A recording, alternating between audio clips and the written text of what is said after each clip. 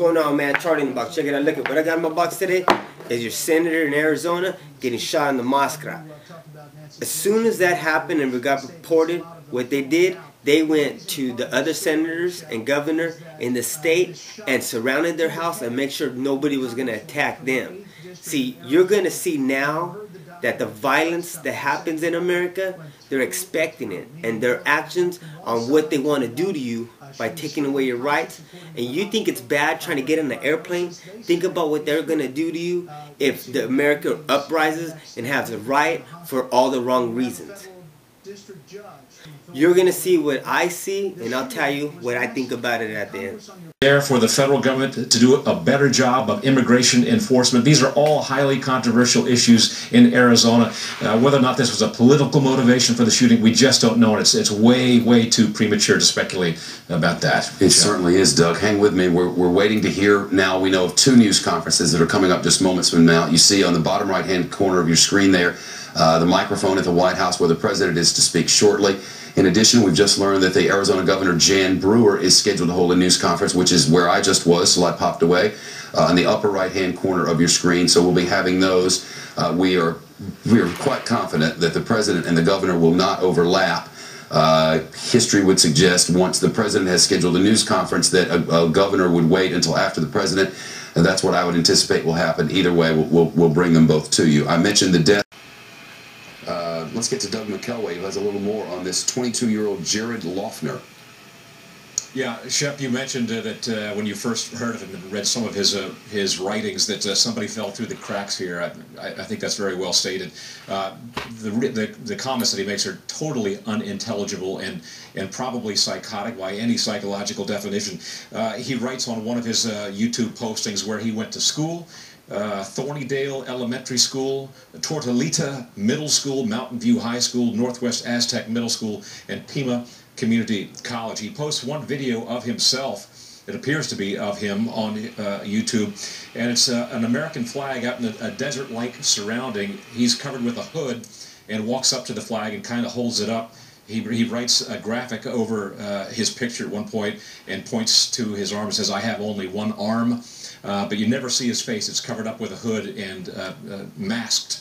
But clearly the guy is disturbed in one way, shape, or form. What the diagnosis would be, we don't know. That would take a psychiatrist.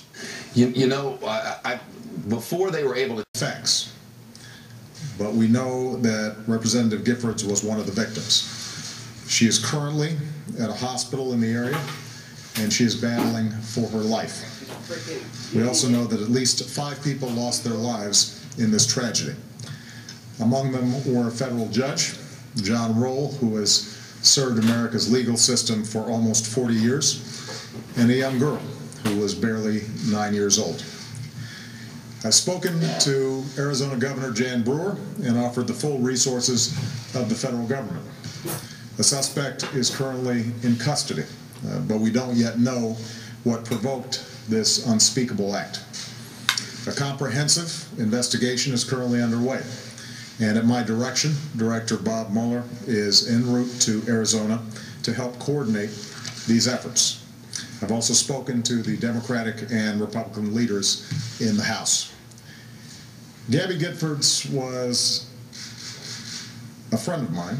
She is not only an extraordinary public servant, but she is also somebody who is warm and caring.